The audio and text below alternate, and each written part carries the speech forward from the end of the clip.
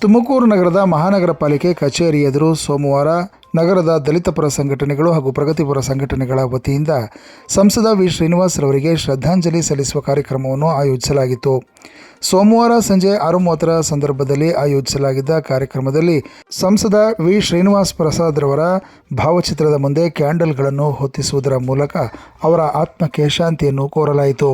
ಇನ್ನು ಈ ಸಂದರ್ಭದಲ್ಲಿ ಮಾತನಾಡಿದ ದಲಿತ ಪರ ಸಂಘಟನೆಗಳ ಮುಖಂಡರು, ವಿ ಶ್ರೀನಿವಾಸ್ ಪ್ರಸಾದ್ ರವರು ರಾಜ್ಯದ ರಾಜಕಾರಣದಲ್ಲಿ ಅಜಾತ ಶತ್ರುವಾಗಿ ಹಿರಿಯರಾಗಿ ಬೆಳೆದು ನಿಂತಿದ್ದು, ಅವರ ಮಾರ್ಗವನ್ನು ಪ್ರತಿಯೊಬ್ಬ ರಾಜಕಾರಣಿಯೂ ಅನುಸರಿಸಬೇಕೆಂದು ಅಭಿಪ್ರಾಯಪಟ್ಟರು.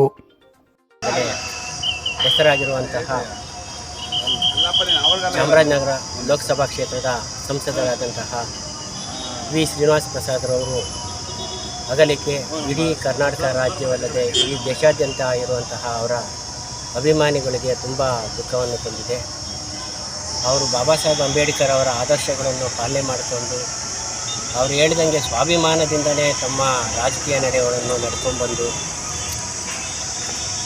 ಒಬ್ಬ ವಿದ್ಯಾರ್ಥಿ ಮುಖಂಡನಾಗಿ ನಾಯಕತ್ವವನ್ನು ಬೆಳೆಸ್ಕೊಂಡು ವಿದ್ಯಾರ್ಥಿ ನಾಯಕತ್ವವನ್ನು ರೂಢಿಸ್ಕೊಂಡು ಬಂದಂಥವರು